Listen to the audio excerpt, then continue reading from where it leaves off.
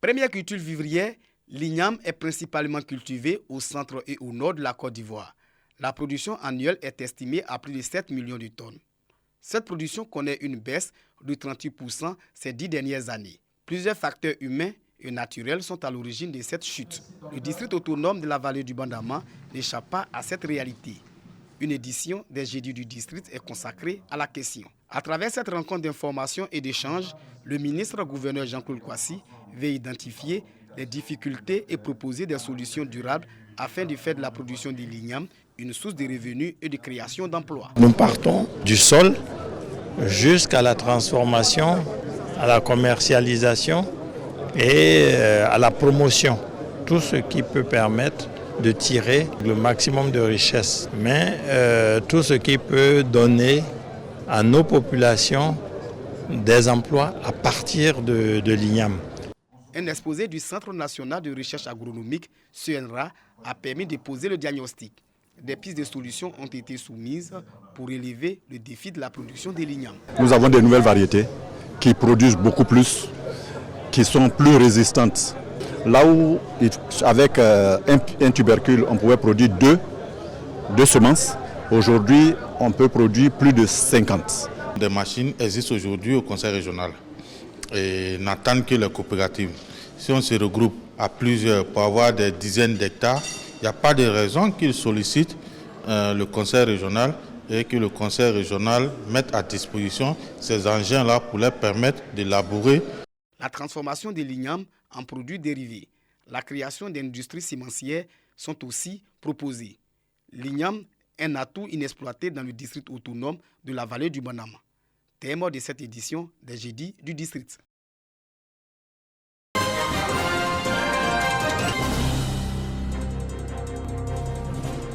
Prôner l'excellence dans une saine émulation au sein de la commune de Frona, tel est le cheval de bataille du maire et son équipe municipale. Écoliers, élèves, enseignants, encadreurs et personnel administratif de l'inspection de l'enseignement préscolaire et primaire de Frona Timbé reçoivent des prix pour des performances obtenues au cours de l'année scolaire 2023-2024. J'ai été primée meilleure fille scientifique. Je suis très contente. Je suis fière de savoir que la communauté, que la municipalité a reconnu mes efforts. Cette activité donne l'occasion à l'inspectrice de l'enseignement préscolaire et primaire de Frona d'inciter les récipiendaires à maintenir le cap de l'excellence. De par votre sérieux, votre travail bien fait et votre assiduité, vous avez été désignés comme les meilleurs. À compter de ce jour, vous devez être des références pour tous.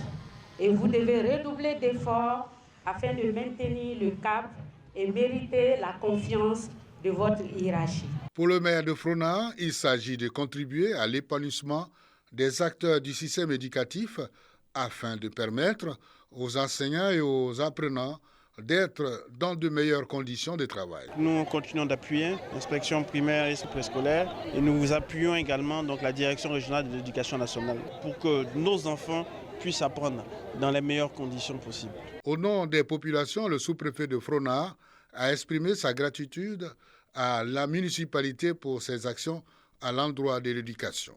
Cette cérémonie s'est tenue en présence des chefs coutumiers, guides religieux et des parents d'élèves.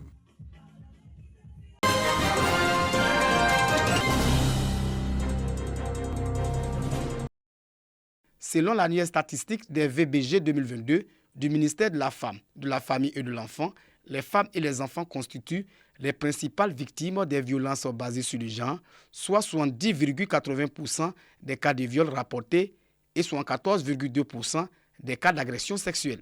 Face à cette situation préoccupante, l'ONG Femmes en Action sensibilise sur la prise en charge sociale, psychologique et judiciaire des victimes des VBG. Dans le cadre du projet Voix essentielle, à Bouaké, une session de formation regroupe des représentants du personnel du corps médical, des enseignants et des membres des organisations féminines. Il est important pour chaque femme de connaître ses droits. En matière donc de VBG, de ne pas se cacher et de passer donc à la dénonciation. On subit assez d'atrocités pour chaque fois rester dans le couloir ou bien des mots qu'on va donc appeler l'amiable. Un renforcement des capacités apprécié par les participants.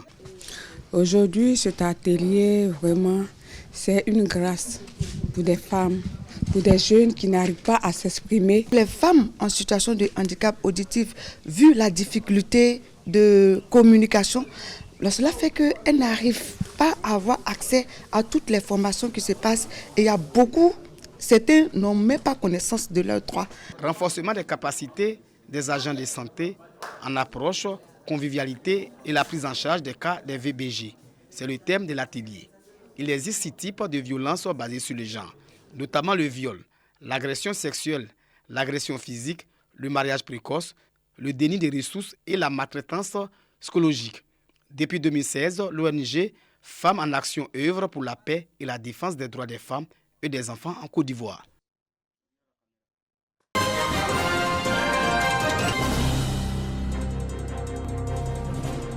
Une fête des mères à Sekensi sur fond de solidarité et d'unité des femmes de cette localité. C'est ainsi chaque année et pour cette année 2024 qui marque la 6e édition avec pour invité spécial Isabelle Hanot, directrice au ministère du Tourisme et des Loisirs, le même rituel. Des cadeaux pour exprimer au moment amour et reconnaissance. Heureuse de vivre cet instant. Ça donne la joie au cœur à toutes les femmes. Et ce rassemblement encore égaye les femmes par rapport à la fête des mères.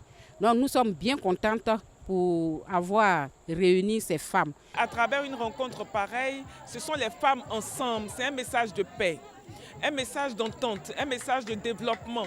Et surtout un message de mobilisation des femmes pour le développement et pour l'accompagnement justement de monsieur le député maire pour que la commune de Sekensi se développe. Et vous savez qu'avec les femmes, quand on parle de développement, nous prenons le pas.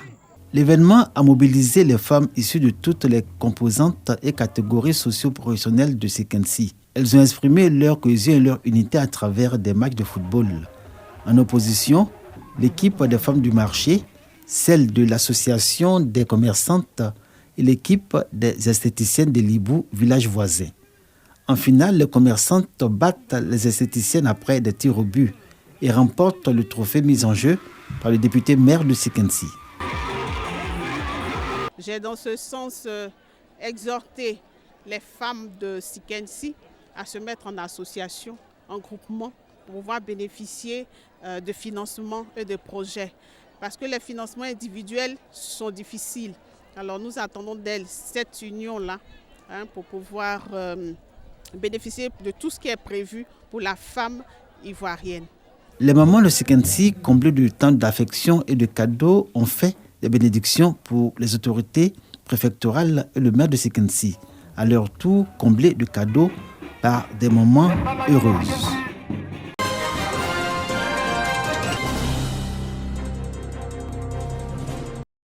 Nous sommes dans la commune d'Assini Mafia. Ici, le peuple Souma allie tradition et modernisme. À l'occasion de la célébration de son 36e anniversaire, le groupe de danse traditionnelle nommé Groupe Life met en exergue les différentes danses du riche patrimoine culturel des Ani et Apollo.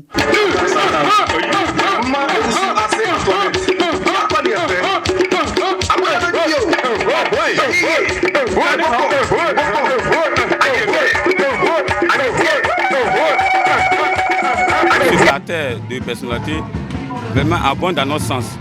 Pour dire que ce que nous avons fait, ce que nous avons produit, la manière de faire, tout le monde a apprécié. Une danse transmise de génération en génération. La ministre de la Culture et le premier magistrat de la commune entendent la valoriser pour promouvoir les atouts culturels du Sud Komoué. La promotion de notre patrimoine culturel si varié et riche est un devoir national et une cause d'utilité publique. En effet, aujourd'hui, la valorisation de notre culture est, de mon point de vue, une question de survie pour notre terroir. De nobles missions qui permettent aujourd'hui de faire vivre et de préserver des pas, de la danse traditionnelle, tournée bien sûr vers le moderne et surtout le transmettre toutes ces valeurs auprès de la jeunesse, auprès de nos femmes, car notre pays est riche, extrêmement riche de sa culture. Créé en 1988, le groupe Life possède un répertoire varié de pas de danse qui véhiculent les messages. Ces chorégraphies se pratiquent dans les moments de réjouissance comme dans les moments de tristesse.